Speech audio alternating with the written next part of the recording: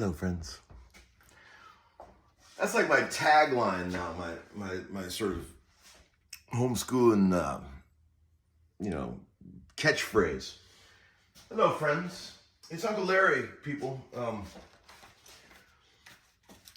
They let my kids out of school today at 11:50 because an impending storm. You know, when I grew up in Cleveland, it took a pretty severe episode for a school to be closed. But in Nashville here, if somebody thinks they might have a bad day, they cancel school. It's pretty amazing. Anyway, I hope everybody's doing good out there. I'm gonna do another bench video, but I've got some new ideas on how to mix it up a little, keep things interesting around here. We're getting up close to 300 episodes, friends. I did a little research just out of total curiosity, and I found that a pretty interesting fact. What was the number? I Googled, there's 117 million YouTube channels, right, in existence. Guess how many of that 117 million have ever exceeded 100,000 subscribers? Take a guess. Just think about that. 117 million channels. How many would you reckon passed the 100K mark? You're correct. 31,000. 31,000 of those 117 million have passed the 100K mark. 31K of 117M. Pretty amazing. That's like Miss Melissa figured out. She's good at math. That's like 0.028% or something like that. So I guess we're doing pretty good here at Homeskoolin. The only reason I even was curious about that was because I was wondering how special I was. The answer is you're 0.028 special. But I got an old 69 Les Paul Custom that I've had for ages, and I'm going to put some strings on it. And a lot of people ask me about strings. They say things like, Larry, how often do you change your strings? And I say things like, I like dead strings, and I change them as little as possible. But here's the real truth, the true answer to that question. I do like dead strings. I like when strings are kind of funky. But there also comes a point with a set of strings where the guitar isn't exciting to play anymore. You know what I mean? Like, they get so dead that it's like, is this even a good guitar anymore? You start thinking things like that. And this guitar has reached that point. I know this is a good guitar. It's proven to me a million times, but the last couple of times I played it, I was kind of like, eh. But it's just because these strings are knackered.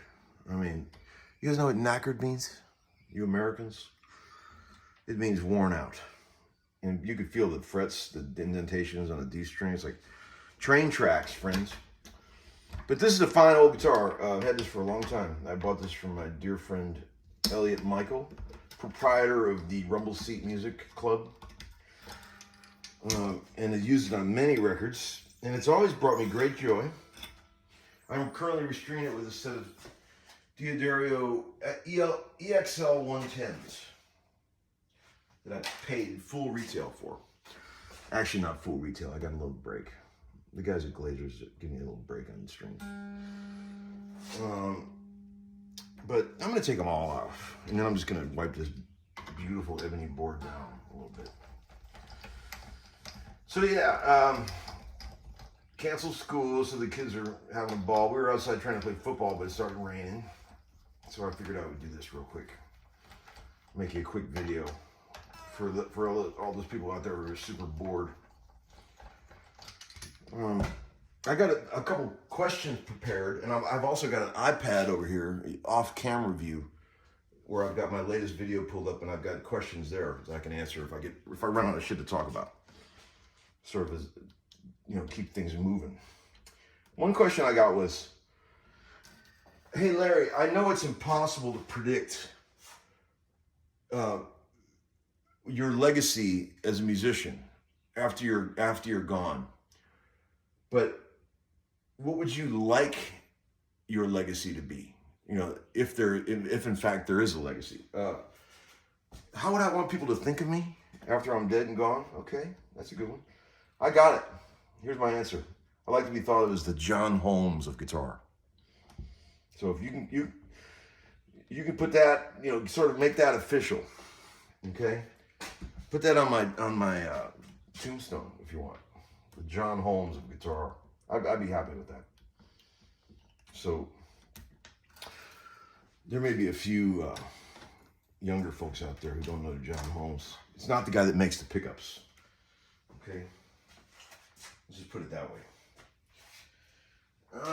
Another question was, hey ho Larry, you mentioned you got some cool pedals at the guitar show. Can we get a peek at the haul? I keep forgetting to show you guys. It really wasn't that much stuff, to be honest. I joked around and called it a van full. It was a small van full. God, this thing is filthy. Who played this? Oh wait, it was me. Let's see. What did I buy at the show? Let me try to remember. I bought a pretty beat up but original 65 deluxe reverb for real cheap. I remember, very fair price.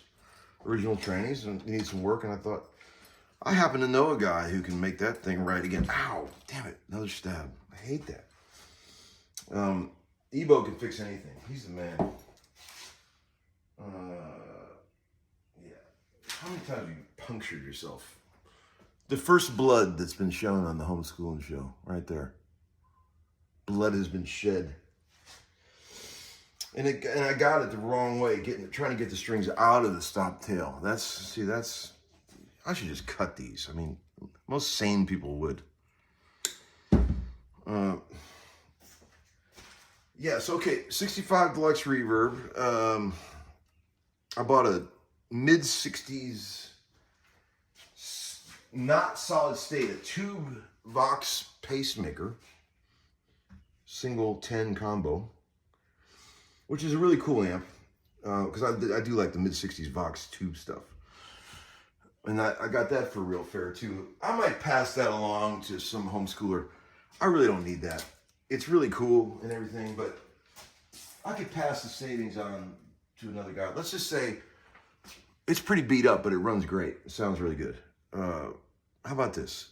Look them up. They're going for like $1,500. How about $800 for a Vox pacemaker? It's got the grill's pretty rough on it. But it runs great, and that's a giveaway price. So as long as I don't have to ship that thing, whoever responds first and can come over or meet me somewhere and pick it up, you can have it for $800. Okay. What else? I bought some cool pedals. I bought a Rivera Buff 4, which is a cool pedal. I don't know if you looked that up. Boy, bloodshed. I know that you didn't think that homeschooling was ever going to be a gore fest, did you? But it is. What kind of rag can I use to clean this pig up?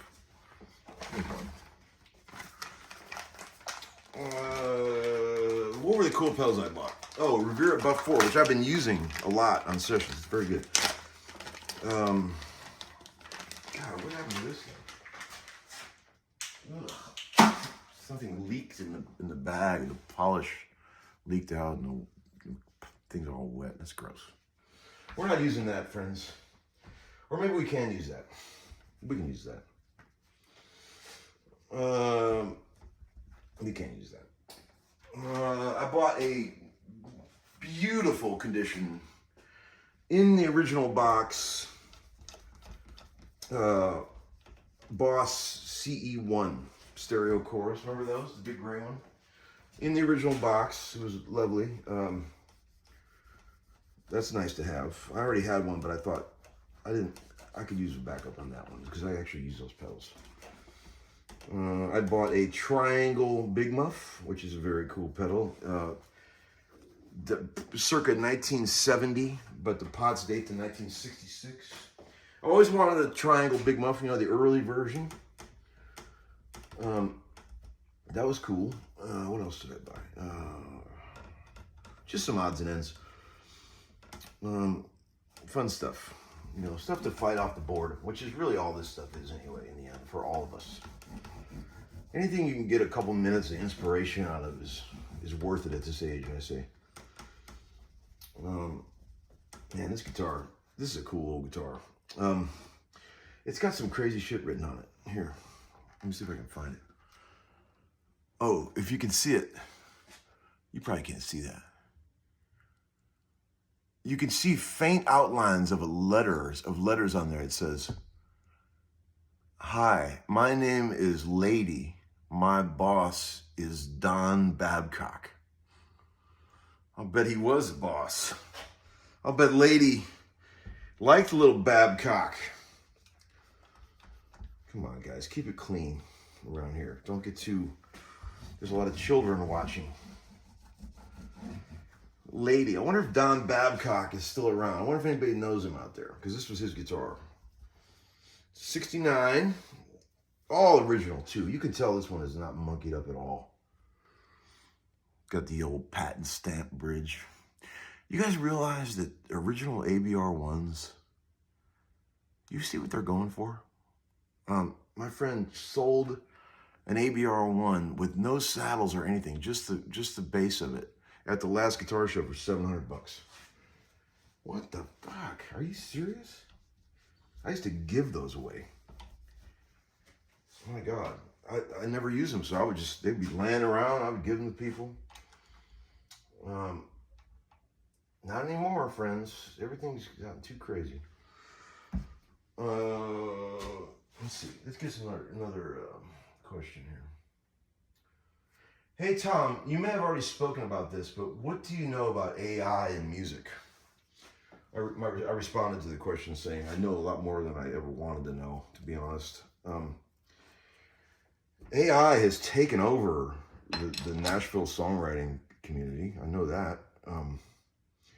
I've been told that by credible sources that all the songwriting sessions, most of them, there's a chat bot running along with the large groups of writers.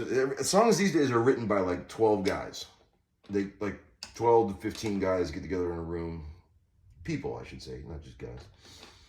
Get together in a room and write these giant country smashes. It's become like rap, where there's like huge groups of people writing songs.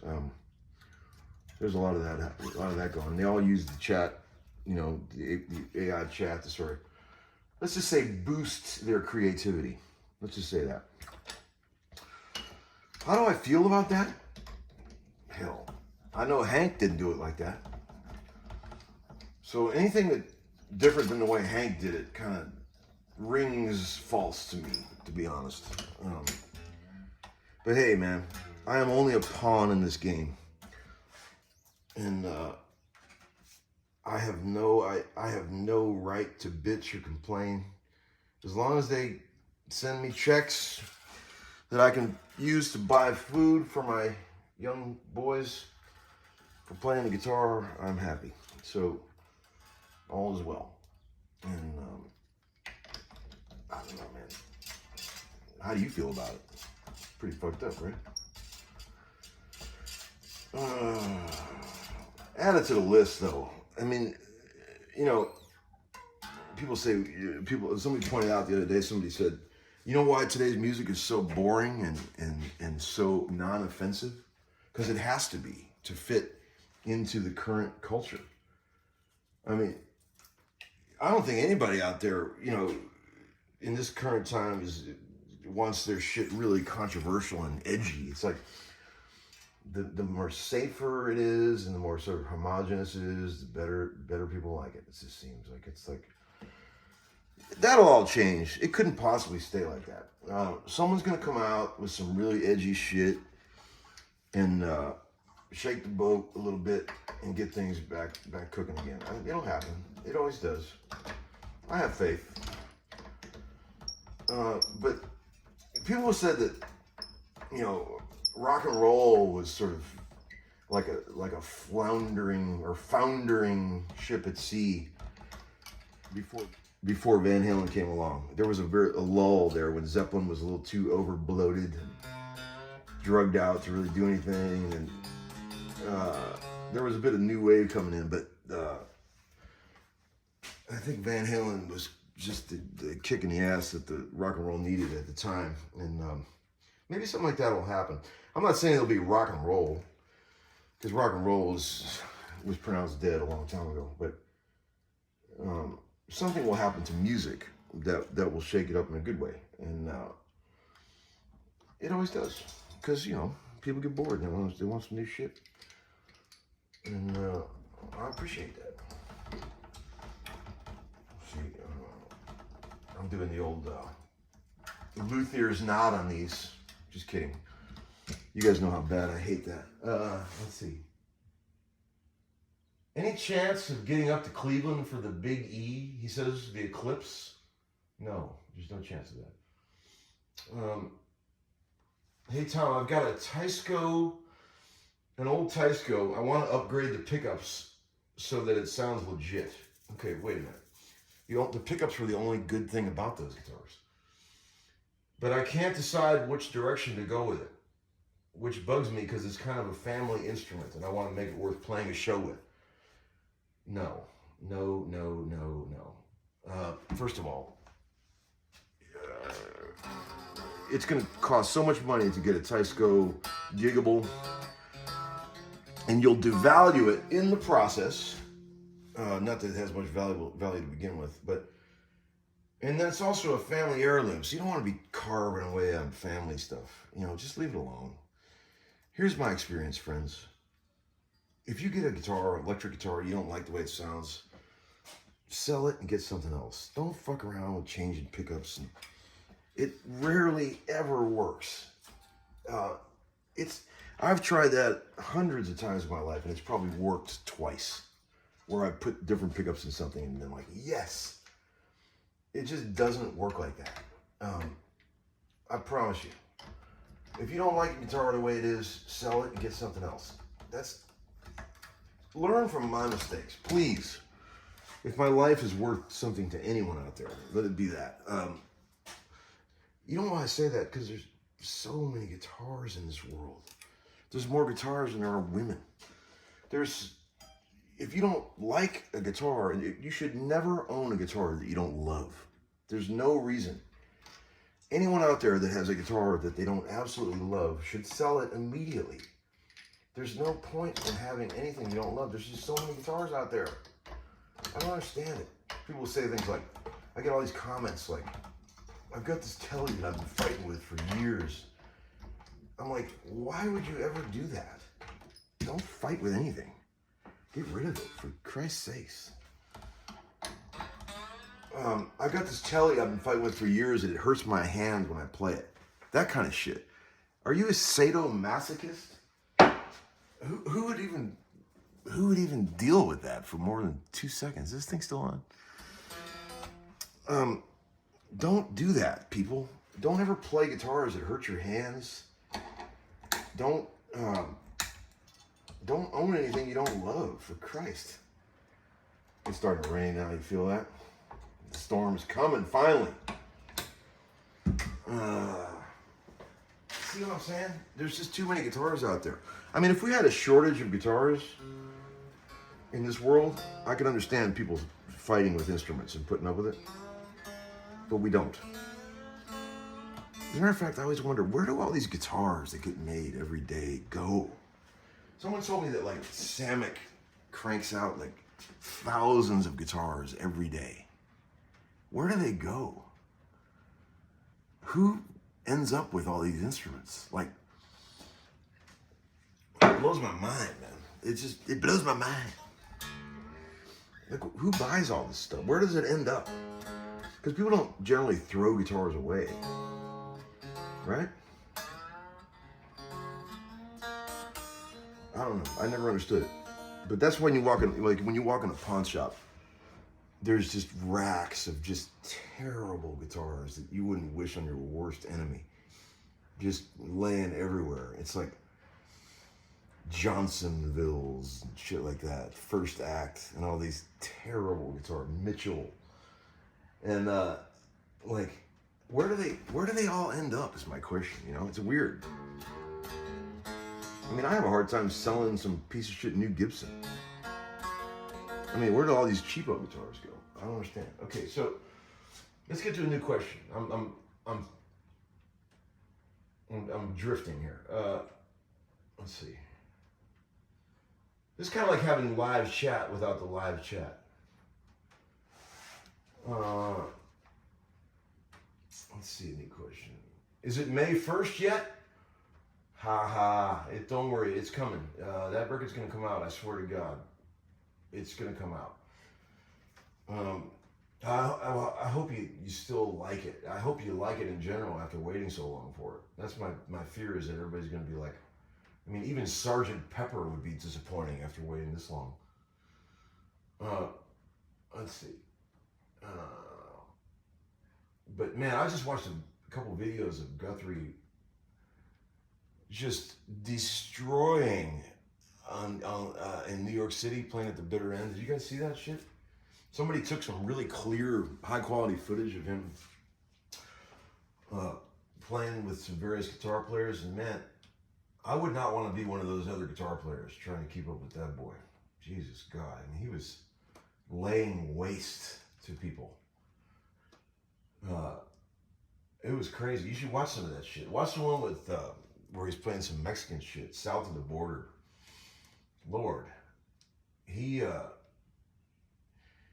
establishes full control. A full Nelson is put on the opposing guitarist. Okay, let's see. Here's another one. One of my favorite Zappa tunes, Watermelon and Easter Hay. Sure, me too. Except I can't remember how it goes.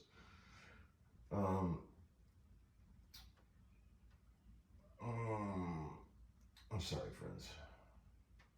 I'll find a good question, I promise.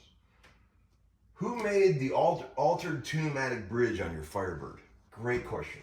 Have you guys noticed on Grandma, there's a wicked homemade looking bridge on there? That's the handiwork of Nick Druschel at Glaser Instruments. He took two bridge studs, like you would find on a stock Firebird, and he cut the corners of an ABR1, and so that the ABR1 mounts to the two existing original bridge studs. And man, it works so good. My God, I've been playing that guitar like that for 4 or 5 years, and it kicks ass. Nick Druschel, Drushel at Glaser Instruments. He likes a good challenge. You give him something, a problem to solve, and he can solve it. The boy's very handy with the hammer and the nail, and he's a good machinist. He can make anything. Buddy Jolly is back. Remember Buddy, the guy that made all the homeschooling videos that were not approved by corporate? He's back after a cease and desist was put on him.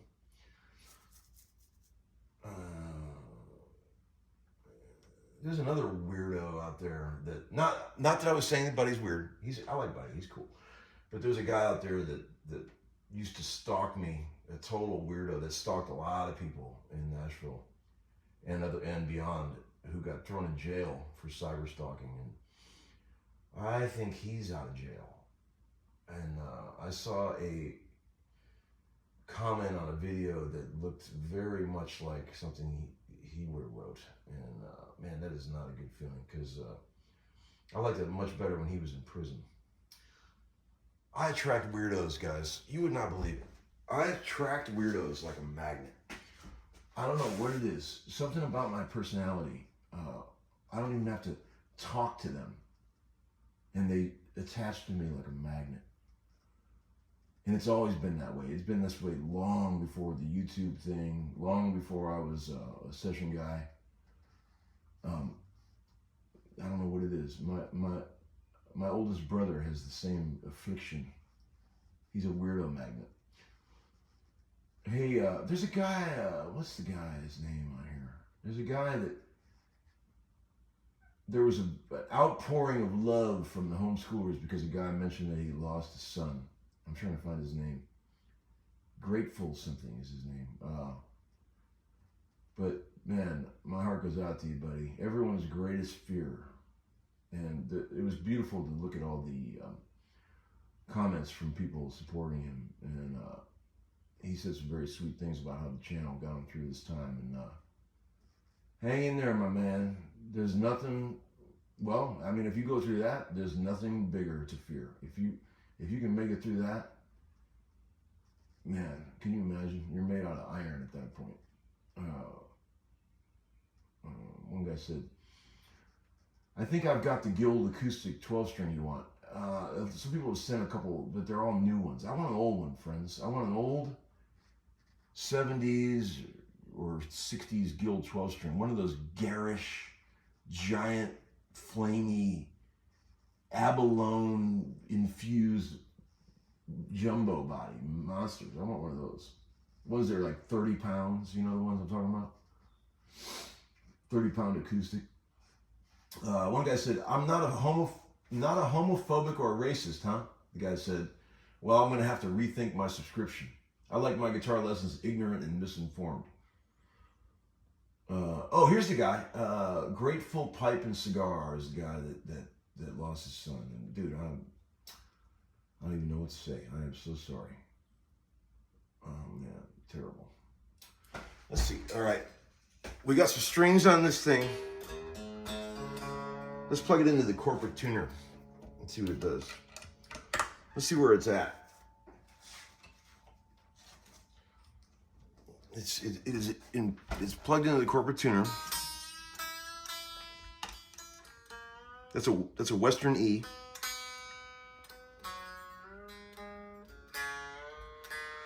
I was supposed to do a video today, start my thing with Brett Papa, get that cooking again, but guess what? I had to cancel it because of the thing with the school. But you know what? Anytime I get to hang out with my kids is cool with me. I'm cool with it. I'm cool with it. Although I'm not hanging out with them right this second because I'm doing this video. Oh, happy birthday to my dear friend Dirk, who's out there. If you're watching, I wanted to say happy birthday to him. Dear old buddy. This feels a little flappy. I'm gonna check the see if the truss rod needs a little tweaking. No, that looks pretty good. I'm just gonna jack it up a little bit, see what happens. Oh, there we go. See, people say, what are your measurements for this or your measurements for that? I do everything by feel, guys. I have no idea what action height is supposed to be or I just know what it's supposed to feel like. Like when I check the nut to see if it's too high, I just do it like that. And I know there's a lot of science to this stuff, but I don't know any of it. But I certainly know guys that do. But man, I'll tell you, if you know what a guitar is supposed to feel like, you can kind of get it close, unless it needs some work that's beyond your comprehension. I just keep messing with stuff until I go, yeah, there it is. Same thing I do with guitar sounds. Like, people say, what are your settings for I don't do settings. I just turn knobs until shit sounds right. Sometimes you got to turn the treble up on the amp more than usual. I don't know why, but you do. And sometimes you got to turn the bass up. Sometimes you got to turn the bass down. Sometimes you need more gain on a pedal than usual. I don't know why that is, but it is. I'm still gonna loosen that rod a little bit. It's too flappy. It's flapping, like flapping in the breeze. It feels like it needs a little more relief. Come on, you effing. What else can we talk about? I wish you guys really had some live questions for. I got to figure out how to do that live chat thing. How many minutes are we at right now?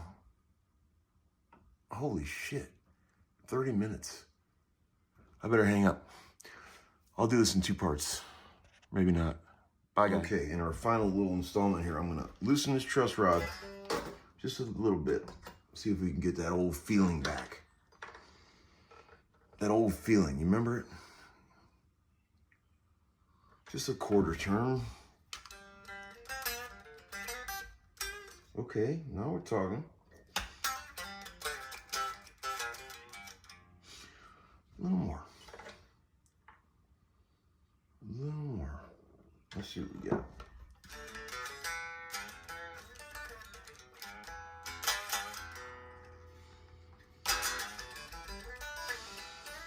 Okay.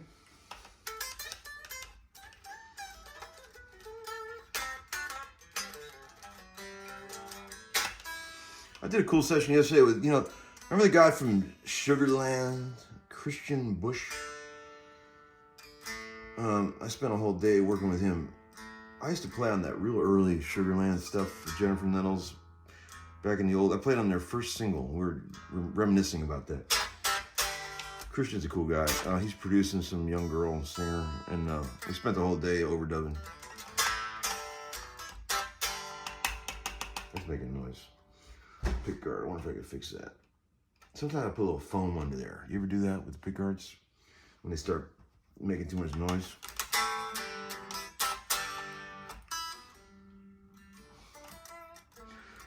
Boy, that's feeling pretty damn good. Okay, so let's check the intonation.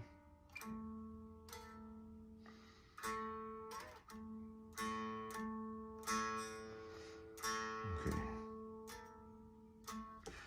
All right, that needs to come up. That's acting weird. What's going on there?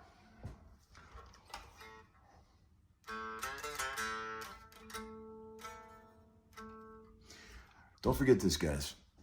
Little piece of advice I'm going to tell you one more time. When you're putting a new set of strings, you get everything real close, especially on acoustics. Crease that string. You get it?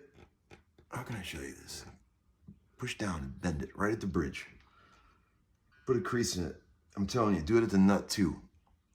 And it settles everything down. Acoustic guitars that are seem like all over the shop, and the intonation's a little sharp. When you put a new set of strings, you do that trick and it settles everything down. Puts everything right in tune. I don't know why it works, but it works. I thought I was the only person in the world that did that. Then I found out Greg Voros does it too at Grooms. I couldn't believe it. He goes, yeah, crease the strings. I go, dude, me too. I completely discovered that on my own. Is that in tune enough for you? That's weird. I gotta fix that. See this? The A is flat. You see the strings, but the saddle is already more forward than it should be. So that tells me something's wrong. And usually what that means is that the nut is fucked up, because there's no way that saddle should not be perfectly in line with these other two. And if you have to make it look weird to be in tune, that means there's something wrong with the scale length. What I guess is happening is that the string is breaking over the middle of the nut and not the fulcrum point right at the edge of the fingerboard. So it's already low. You can feel like there ain't no room to go down anymore. So in order to fix that right, I have to shim this nut. So I have a little room to file it, to make the angle better, so it's got a better fulcrum. And that would fix it, but I don't have any real estate to work with there. So that's a problem. That's right there is where I run into, this is beyond my, I've shimmed nuts before, not the way you're thinking, but see, I would rather have a professional do that kind of stuff. It just makes me feel much more comfortable knowing that people have the right tools when they're doing it, the right material. Sure, I could probably do it, but it's not going to be pretty. And I like shit to look right. It's got to be nice, you know?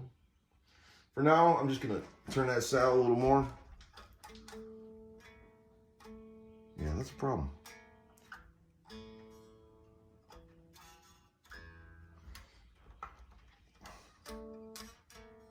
Here's another little tip from Uncle Larry. Once you get the strings on and you got the thing tuned up to pitch, you can move the ABR1 a lot. You can pull it this way, pull it that way. I tend to always pull the ABR1 as far toward the tailpiece as I can. Especially on guitars where it's very questionable that you're getting the G string back far enough to be in tune, which is a problem on many old Gibsons, as you guys well know. So I'll cock that ABR1 as far to the stop tail as I can. Does that make any sense? On this guitar, I have to do the opposite because I've run out of real estate. But that did help, what I just did. Wow. I cocked it the other way. I pushed the bridge toward the neck. And all of a sudden, all my intonation problems are gone on the A string now, the ones I was just talking about. Amazing. See, a lot of guys don't know these little tricks. These are I put this in I call these player tricks. Like they're in the player drawer. Listen to that.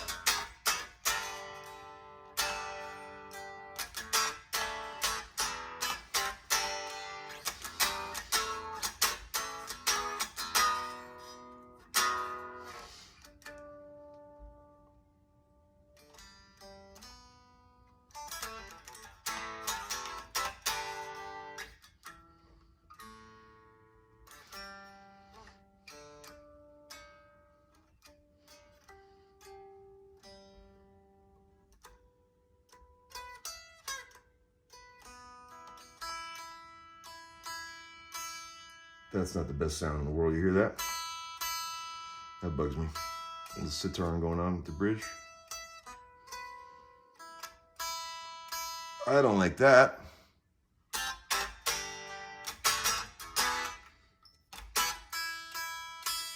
I just move the string over a little bit. You can actually move it in the saddle and it's gone. Mostly gone.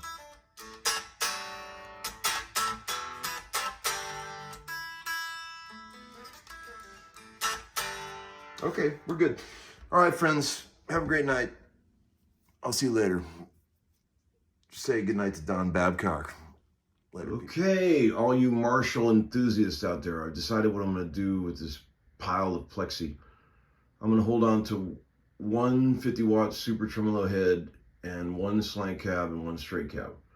So the remaining stuff for sale will be these 4 heads, these 2 basket weave 4x12s, and this 2x12. That's a closed back check front organ cabinet from 1972. These 200, all these heads have original transformers. These are both 68 Super Tremolo 100s right here, okay? The top one has one small hole in the back panel, extra hole. The other one is totally original. These heads are both, there's no extra holes in anything except that one small hole in this one right here. All have original trannies. There's a 50-watt 68 super bass plexi, and there is a super clean 67 68 50-watt PA head. I believe this cabinet has old speakers, but they may not be original. I'll have to open it up and look. I think this cabinet right here has the original Celestion speakers. So I'll come up with prices for these 7 items. All right, friends.